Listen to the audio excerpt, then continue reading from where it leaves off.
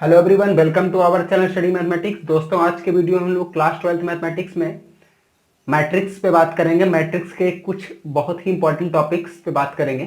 जैसे इसके पहले वाली वीडियो में हम लोगों ने symmetry and skew symmetry of matrix पढ़ा है।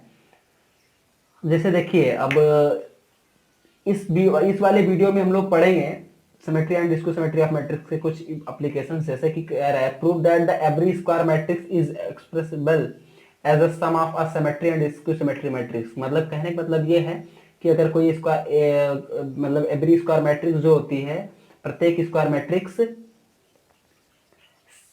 Symmetry and skew symmetry matrix के उसमें हम लोग एक्सप्रेस उसको कर सकते हैं। ठीक है, अब जैसे सपोज करिए, जैसे अब ये स्टेटमेंट कहा जा रहा है तो उसको कैसे प्रूव करेंगे इसको देख लेते हैं। Let A be a square matrix, then we can write A equal to half A plus A dash plus half A minus A dash. अब half A plus A dash को पी मान लेते हैं और half A minus A dash को हम लोग Q मान लेते हैं। अब देखिए, where P is this, Q is this. Now P dash equal to P, अगर पी इतना दिया हुआ है, पी इतना माने हैं और क्यू इतना माने हैं, तो पी का अब पी डैश निकाल रहे हैं अगर इसका, तो इसका होल डैश लग जाएगा, इस वाले का होल डैश लग जाएगा। अब पी डैश, अब देखिए इसको इस प्रॉपर्टी से हम लोग जब ओपन करेंगे, अब आप लोग जानते हैं कि के ए का होल डैश इक्वल टू के डैश होता है, तो इस तरीके से हाफ इस वाले से बाहर हो जाएगा और ए प्लस ए डैश का होल डैश हो जाएगा अलग। अब आप एक चीज जानते हैं कि ए प्लस बी का whole dash equal to A dash plus B dash होता है, तो उस तरीके से इसको ओपन करेंगे तो ए डैश प्लस ए डैश का होल डैश अगर करेंगे तो अब इसका देखिए, इसका ए डैश हो जाएगा, ए डैश का होल डैश अगर करेंगे तो ये ए हो जाएगा, क्योंकि ये प्रॉपर्टी ये है कि ए डैश का होल डैश इक्वल टू ए। ठीक है, अब फिर इस तरीके से हम अगर करेंगे तो P and P dash is equal, P value is here and P dash value is here. ठीक है, अब देखिए ये P एंड P डैश दोनों आप एक ही तरीके से हैं, thus P dash equal to P and therefore P is a symmetry. अब आप symmetry and skew symmetry matrix की बात क्या होती है? सिमेट्री मैट्रिक्स का कॉन्सेप्ट ये कहता है कि A equal to A dash, A equal to A dash अगर हो रहा है तो सिमेट्री है, और इसकी सिमेट्री वही मैट्रिक्स की बात होती है, तो A equal to minus A dash, तो इसकी सिमेट्री मैट्रिक्स। अच्छा, अब बात करते हैं and Q equal to half A minus A dash, Q equal to half A minus A dash है।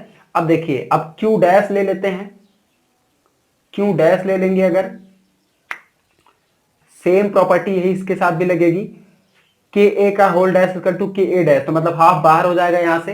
हाफ बाहर होने के बाद में फिर आगे देखते हैं, फिर देखते हैं हाफ, फिर उस पर होल डैश लगा हुआ है तो half A dash minus A dash का होल डैश करेंगे। अच्छा, अब ए डैश का होल डैश जब करेंगे तो किसी भी मैट्रिक्स का अगर दो बार डैश, मतलब एक बार डैश है उसके ऊपर फिर डैश लगा रहे हैं, मतलब कि एक बार ट्रांसपोज निकाल लिया फिर उसका ट्रांसपोज निकाल रहे हैं, तो वही मैट्रिक्स निकाल आएगी, तो मतलब इसका ए ही बनने वाला है, तो ए डैश माइनस ए।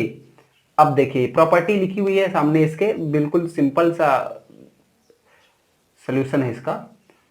अब देखिए, अब ए डैश माइनस ए,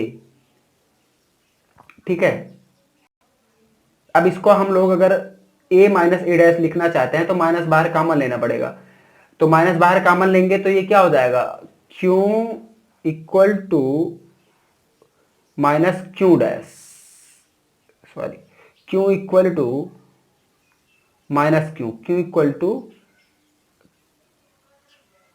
क्यू डैश, या q equal to minus q dash, या q dash equal to minus Q. ठीक है, अच्छा, अब देखिए, अब ये क्या हो जाएगा, Q dash equal to minus Q निकाला है कि नहीं निकाला है, 10 Q dash equal to minus Q and therefore Q is a skew symmetry, A equal to P plus Q where P is a symmetry and Q is a skew symmetry. अच्छा, चलिए अब जो हम लोग डेरिवेशन किए हैं इसके problem उसको देख लेते हैं, कैसे इसको इसके एप्लीकेशंस क्या है, इस तरीके से कैसे प्रॉब्लम बनते हैं इसमें। जैसे देखिए, express the matrix A equal to this 2x2 की कोई मैट्रिक्स है as the sum of the symmetry and skew symmetry matrix. अच्छा, अब देखिए इसको कैसे हम लोग करेंगे। सबसे पहले हम लोग इसको सिमेट्री डिस्को सिमेट्री मैट्रिक्स के फॉर्म में लिखते हैं। अभी बताया गया है कि किसी स्क्वायर मैट्रिक्स को हम सिमेट्री डिस्को सिमेट्री मैट्रिक्स के सम के फॉर्म में लिख सकते हैं, तो इस तरीके से हम लोग लिखेंगे।